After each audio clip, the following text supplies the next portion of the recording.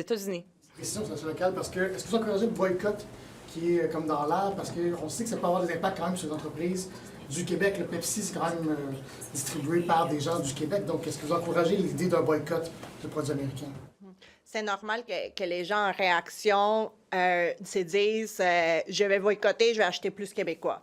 Nous, ce que nous, on suggère, c'est concentrer sur ce qu'on a, sur quoi on a du pouvoir. Puis, je demande, est-ce que vous encouragez le boycott de la population?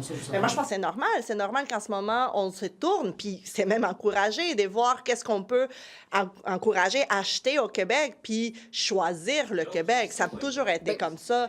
Et c'est là où je dis que le plus grand levier qu'on a, c'est l'État. Si messieurs, madame, tout le monde le font, tant mieux. S'ils peuvent se permettre aussi, il y a une question des coûts, il y a une question de fardeau économique, là. Et là, nous, on s'est concentré sur notre plus grand levier. Notre plus grand levier, c'est notre gouvernement, c'est nos contrats, c'est nos achats. Oui, le boycott à travers notre principal levier qui est le marché public.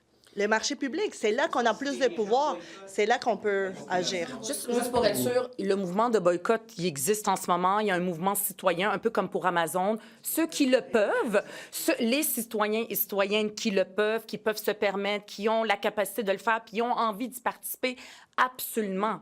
On les invite à le faire. Mais nous, notre demande comme parti politique à l'Assemblée nationale, c'est de dire que le plus gros acteur, celui qui a le plus grand impact dans notre économie, c'est l'État, que l'État aussi démontre aussi qu'on veut, par ses achats, par les contrats, qu'il y ait de l'achat local.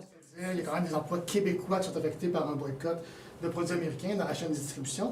Donc, vous n'êtes pas inquiète de voir qu'on pourrait perdre des emplois au Québec si on boycotte des entreprises américaines? Bien, là, tu sais, moi-même, j'ai travaillé beaucoup. J'ai travaillé pendant 15 ans dans des entreprises où les usines étaient ici, mais la maison mère était américaine. C'est des milliers d'emplois et plus, là, des centaines de milliers d'emplois de gens dans le secteur privé qui sont menacés par ici même. Donc, l'aide du gouvernement, elle va être importante si, par exemple, les tarifs ont lieu, puis qu'il y a un mouvement de boycott. Je pense pas que le mouvement de boycott va faire en sorte que tout d'un coup, tout va s'effondrer. Là, le boycott individuel, c'est plus l'action gouvernementale par ses choix économiques qui vont avoir un impact.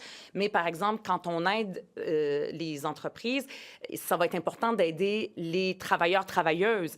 Il y a eu des exemples dans le passé, Alejandra en parlait, où est-ce qu'on aidait les entreprises, mais l'argent, entre guillemets, percolait pas aux travailleurs. Monsieur Legault, hier, avec la ministre Christine Fréchette, il a rencontré tout le milieu d'affaires, Investissement Québec aussi, évidemment, puis les institutions du Québec, mais aussi le milieu d'affaires. Mais je ne l'ai pas entendu dire qu'il allait aussi rencontrer le représentant des travailleurs, travailleuses, les syndicats. Aujourd'hui, il va en avoir aussi dans les gradins des représentants des travailleurs, travailleuses. Ça va être important que ces gens-là ne soient pas sacrifiés. Puis souvent, quand on signe des conventions collectives dans une situation où est-ce qu'il y a une... économiquement, c'est instable. On va demander, les employeurs demandent des sacrifices aux travailleurs qui, des fois, vont être incités à les accepter. Puis après ça, encore une fois, comme dans le passé, ça va être eux et elles qui vont payer le prix. Ça fait partie peut-être de l'angle mort de M. Legault. Il pense qu'en aidant les entreprises, l'argent va se retrouver par magie dans les poches des travailleurs. C'est pas garanti, ça. L'exemple que mon collègue veut donner, peut-être, là, par rapport au boycott, là, on va prendre l'exemple de Lay's, par exemple. C'est des patates de l'île d'Orléans. Fait que même le gouvernement qui devrait boycotter les produits américains, il y a tellement de zones grises. Tout à fait. Notre économie est extrêmement liée, puis on n'est pas en train de dire de boycotter n'importe comment, n'importe quand. Il faut qu'il y ait une stratégie ciblée et le gouvernement a en place il pourra avoir des critères, par exemple. C'est quoi les critères? De quelle compagnie qu'on boycotte? Des pourcentages? Ça, c'est quelque chose qui peut être mis en place. Boycott, c'est pas d'arrêter 100% sans se poser des questions. Par exemple, il y en a qui disaient, des experts qui disaient, faut pas, par exemple, boycotter des détaillants américains parce que des fois, les détaillants américains vendent des produits québécois. Donc, notre économie est tellement imbriquée, c'est tellement complexe qu'on ne peut pas juste avoir des solutions faciles. C'est compliqué, c'est complexe, mais on ne peut pas aussi dire « Ah, c'est tellement compliqué qu'on ne va pas agir puis on va s'asseoir sur nos mains ». C'est pas vrai. Le gouvernement a un impact sur notre économie, des leviers qu'il doit utiliser.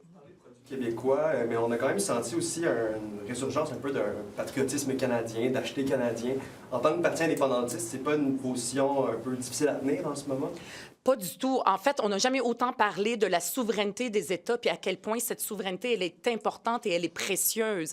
Donc, moi, comme indépendantiste, avec mes collègues à Québec solidaire, on veut être indépendant, mais ça ne veut pas dire de devenir isolationniste puis de nous fermer au monde. Au contraire, le Canada, si on devenait indépendant, bien, le Canada deviendrait un autre pays étranger, ami du Québec, et on continuerait à faire affaire avec eux. Et d'ailleurs, c'est vrai qu'il y a des barrières dans le commerce interprovincial qui devraient être levées et qu'on devrait regarder, là, puis s'assurer que ça bénéficie aux travailleurs.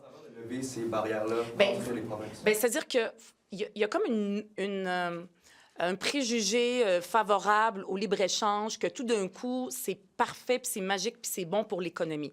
Moi, je me rappelle quand j'étais jeune où est-ce qu'il y avait beaucoup de délocalisation, des entreprises qui fermaient. Tu sais, j'ai travaillé dans le secteur industriel, puis le nombre de fois où est-ce qu'on décidait finalement, au lieu d'ouvrir une usine au Québec, de l'ouvrir ailleurs dans le monde, bien, c'est pas dans des emplois ici. Donc, oui, au libre-échange, oui, à diversifier nos marchés à l'international et éventuellement le Canada quand il va devenir international le jour où on sera indépendant.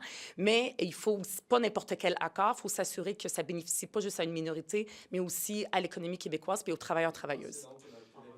Un Québec indépendant, donc aurait pu mieux faire, malgré le fait qu'il y aurait une petite taille.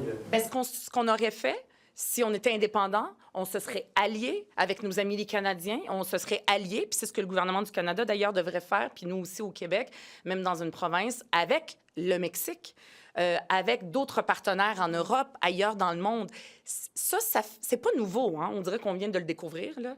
Ça fait 40 ans qu'on en parle. C'est juste que qu'est-ce que vous voulez? C'est la nature humaine, et la nature des gouvernements puis des décideurs. Il faut qu'on soit acculé au pied du mur pour décider d'agir. Et c'est triste. You said that you can receive lots of anger from your constituents or other Quebecers.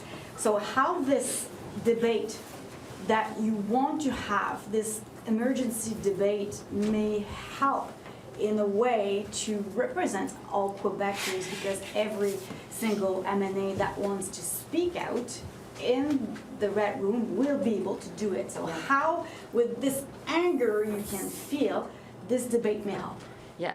Well, now that we ask to have this debate to make sure that the government who will make the decision, that Monsieur Legault will listen to all MNAs in the National Assembly of Quebec, because we hear this anger from our constituents who want us to act for them. So it's important for us to work together to listen also to the solution of every single political party and to put up this solution and to make the best decision.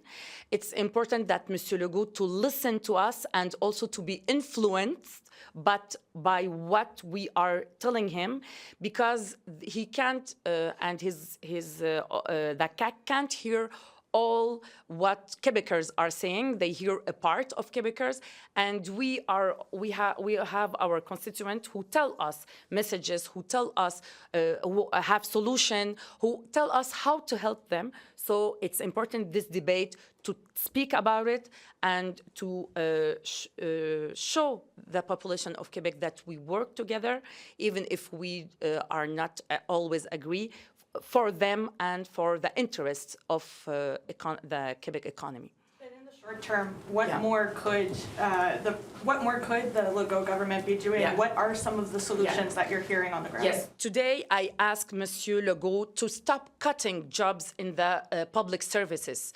We saw auxiliary nurse in the health system, their job was cut. It's not time now to cut these jobs. It's time to save these jobs. And also comment on dit loyer tout d'un coup?